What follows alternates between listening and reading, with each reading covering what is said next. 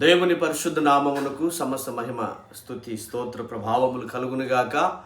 ఇది యెహోవా ఏర్పాటు చేసిన దినం కావున దేవుని వాక్యమును బట్టి దినమందు సంతోషించి ఉత్సాహించుటకై మరి ఈ దినము ప్రభు మనకు ఏర్పాటు చేసినటువంటి ఒక లేఖన వాక్య భాగం ద్వితీయోపదేశ కాండం 1వ అధ్యాయం 4వ వచనం.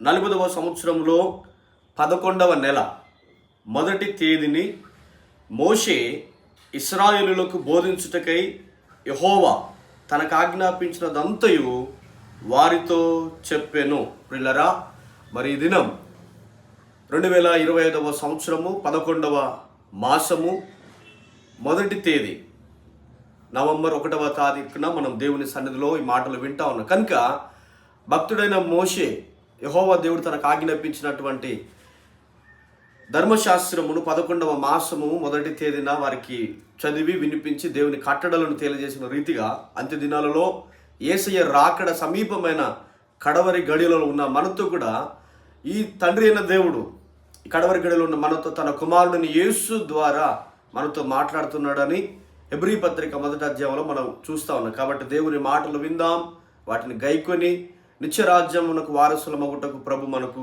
కృపను అనుగ్రహించును గాక. 11వ మాసము 1వ తేదీకి సంబంధించిన దీవెన వాక్యమును బట్టి స్తోత్రాలు చెల్లిస్తూ యేసయ్య నామమున సమృద్ధి అయిన కృప మీకు కలుగును గాక. ఆమేన్.